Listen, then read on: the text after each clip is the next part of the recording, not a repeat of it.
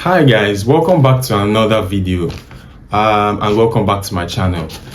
I'm very happy about today's video because I'll be talking about the international break. Now I know a lot of people don't like the international break, but as for me, I love it. I love seeing players represent their national teams, and I just love national team football basically. But speaking of the international break, I'll be talking about the Super Eagles of Nigeria in particular and their World Cup qualifying hopes. So if you've been following Nigeria's qualification, World Cup qualification since it started, they're in a really tight spot in their group. I think in Group C, they are behind the likes of Benin, Lesotho, Rwanda, South Africa, and they have just 3 points from 4 games, no wins, with 6 games to go. And in that group, there's only one automatic spot up for grab for those who don't know, and there's potentially a playoff spot, but we have to finish in a strong second place to even make that, and it's not automatic. We have to play some other teams if we are going to get to the World Cup. So that is the current situation of the Super Eagles World Cup qualifying hopes. And as you know, it has sparked some opinions from people, fans, journalists. Will they make it to the World Cup? Will they not? You know, it's a question that we'll find out real soon. But as far as that's concerned, a new manager has come on board. The Nigerian Football Federation has appointed Eric Chelle, former manager of Mali. I think he's French, Ivorian or something, and I'll quickly dive into that.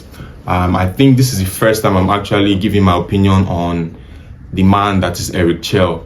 And for me, I've seen a lot of people with opinions, certain people saying, oh, Eric Chelle is not the man for the job.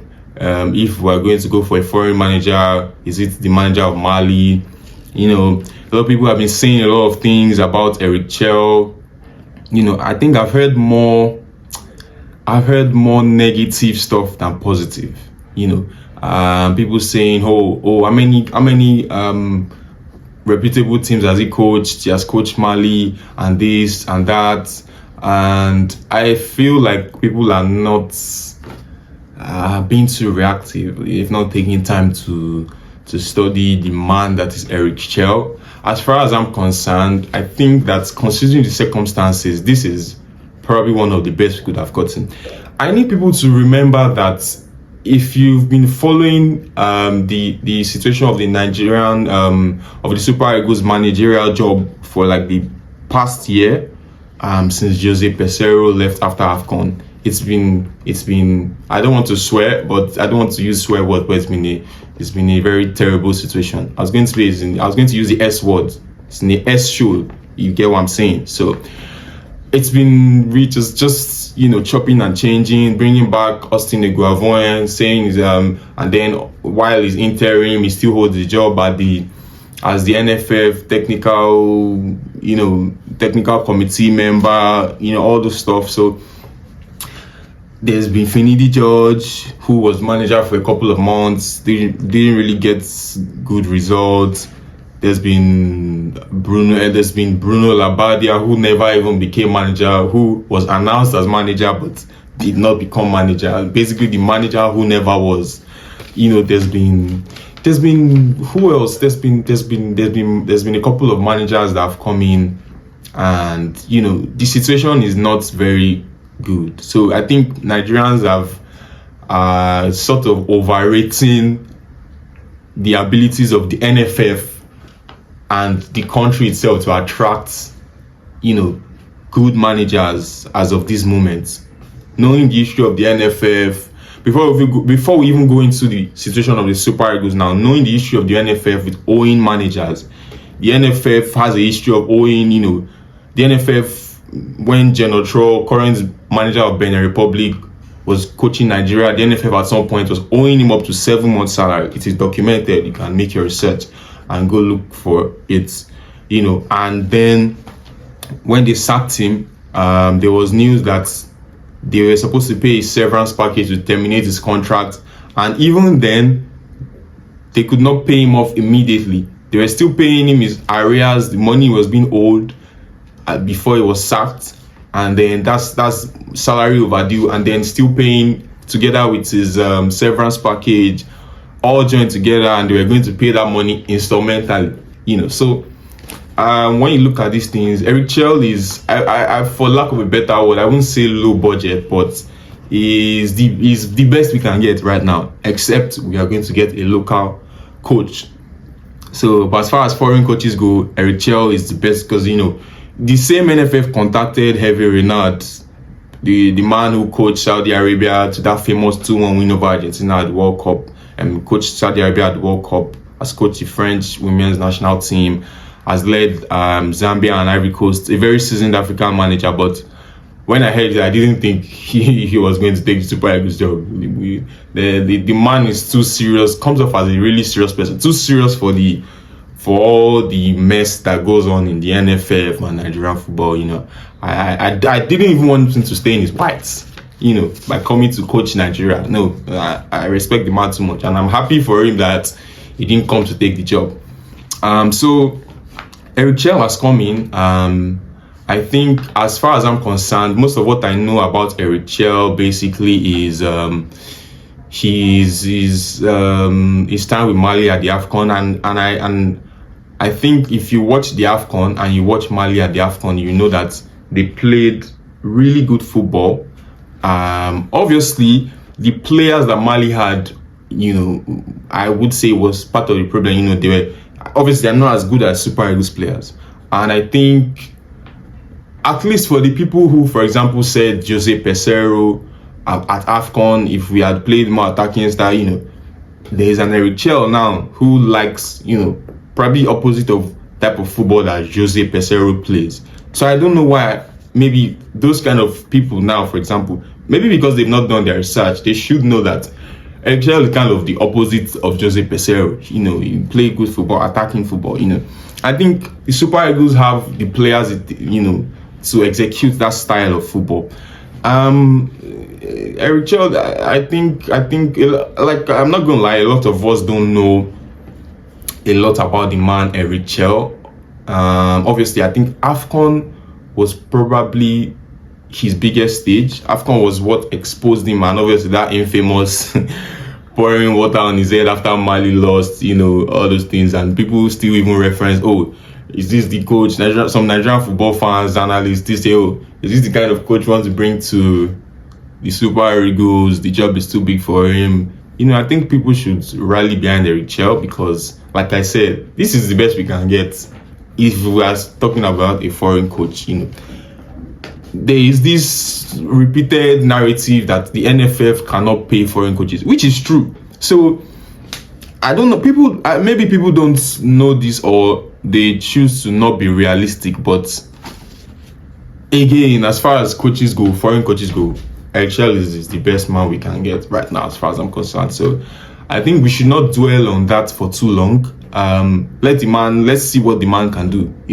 Let's see. He's coming into a really tight situation, because he was appointed in January, I think, and there's not really any time for any friendlies or anything. He's going straight into action with the World Cup qualifiers. Two matches in March, one against Rwanda, one against Zimbabwe, I think. So it's a do or die situation, basically. He has not had there's no honeymoon period for him. He's going to be criticized immediately. Trust Nigerian football fans.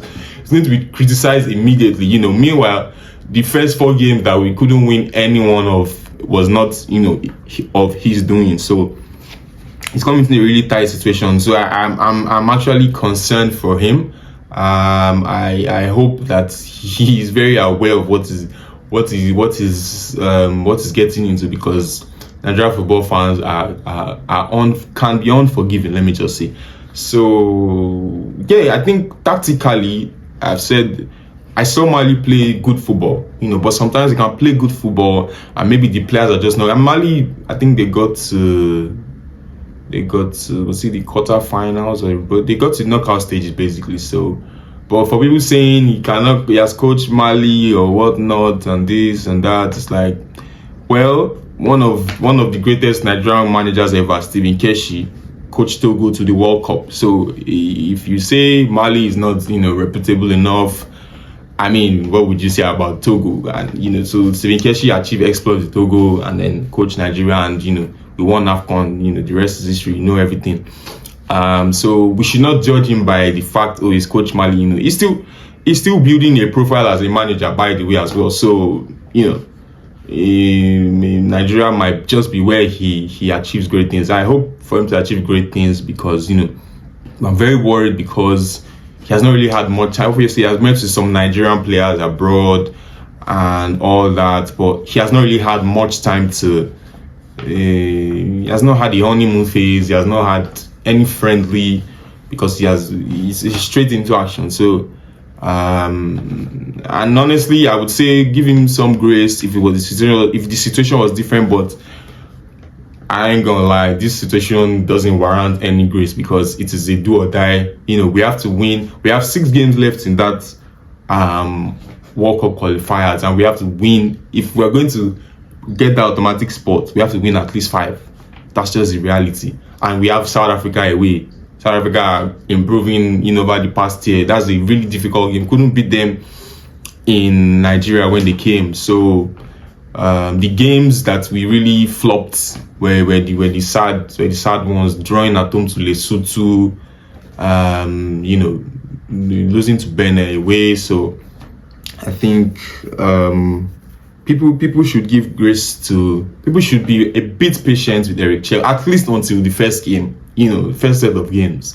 Don't castigate the man. Yeah, let's see what he has to offer. So let's see what Eric Chelle has to offer very soon, and then from there we'll see if truly he is the man for the job. The last topic on this here is I want to talk about a couple of players I think should get a call up under Eric Chelle. And this is also another place where I'm concerned, because the thing with the Super Eagles job is, Super Eagles managerial job is, every manager has the same problems. You talk about it every time. Aside it's just a job that if you have heart issues, or you have a history of high blood pressure, hypertension, do not go near that Super Eagles job. I beg you, do not. It's a no-go area. People talk about it's a job that stresses you, and then the managers talk about, General Tro has talked about it, Sunday Olise has talked about it. Basically the NFF, in relation to what I'm about to talk about right now, the NFF, or some powers that be in Nigerian football, trying to impose their selections on the coach, pick certain players who are not on form, or who are no longer on form but still be in national team for whatever reason, when they clearly can't contribute anything again. There's a lot of players that I'm looking at, why are these players still being called up? Like, for example, Ahmed Musa, a Nigerian football legend, I must say, has shown in 2 World Cups. But Ahmed Musa making it to the squad list of AFCON 2023 in 2024 January was a very, very surprising thing. And knowing Nigeria, Ahmed Musa has been getting call-ups for a while, even when he's clearly past his best. I mean, if he was still good enough, he won't be playing in Nigerian Premier Football League right now. So if some selections, if for example we still see a call of Ahmed Musa under Eric Chelle, I think I would just give up, and I would just know that this is the same thing happening all over again. Because, and that's one thing I'm going to try and note about Eric Chelle. Will he succumb to the pressure of, because that pressure will be there. He can't escape it. It's how he deals with that pressure. Will he stand firm and say, no, I would rather not work here than allow you impose your will on me, So I'm very, very, I want to see how that plays out, when the squad list drops for the upcoming World Cup qualifier games. Eric Chelle also has been doing some sort of scouting, I would say, apart from going abroad, meeting with Nigerian players, he has also gone to watch a couple of NPFL games in Nigeria. I think he has gone to the Remo Star Stadium to watch Remo Stars, and I think he has been in Lagos as well to watch a game. He has watched a couple of games in the Nigerian league, anyways. So that's one thing. The selection of players, that's a very, very hot topic. Something that I'm very, very interested in. Yeah, I'm very interested in the squad list for the upcoming qualifiers when it drops. I want to see what Eric Chelle does with his selection, and the players he decides to give maybe new call-ups, and the players he decides to no longer call up. Because I feel like some players are just benefiting of legacy, so to say. They no longer have any business being in the national team as far as I'm concerned. So I think that's one thing I'll look out for on Eric Chelle. If based on how he selects his squad, that's what make me feel okay. Maybe he's really serious about his job, or he's just an NFF. What's the word? Maybe he's just an NFF figurehead. Just put him there, and they're going to be controlling him. But let's see. There's two players here that I think Eric Chelle should give a call up. The first one is Tolu Arokodare of Genk in the Belgium Pro League. Now this guy is on fire. He's 24 years old, and he's currently the top scorer in the league, in the Belgium Pro League, with 16 goals, and he has not gotten a call up until now. Meanwhile, the likes of Kelechi Iheanacho, the players who, some players get call-ups who are not really delivering. And I think there was a time, like maybe 6 months ago or close to a year ago, where we had this number of forwards in Nigerian football who were really in red hot form: Osimhen, Lookman, Boniface, Awoni. But now a couple of them are not really, Awoni is not really playing in Nottingham Forest. Apart from Lookman, Osimhen, who are still on form. Boniface, I think he has dropped off a bit this season. So we need some fresh blood in the national team, basically. And Tolu Arokodare is the man. I'm not going to lie to you. Even though, he's a striker, and obviously I think Osimhen will still be the starting striker, but at least Tolu needs to get his first call-up. I don't think he has been called up to the national team before. So he needs to get his first call up. If he doesn't get his first call up under Eric Chelle for this current upcoming World Cup qualifiers, I'll be really, really shocked. So, water break.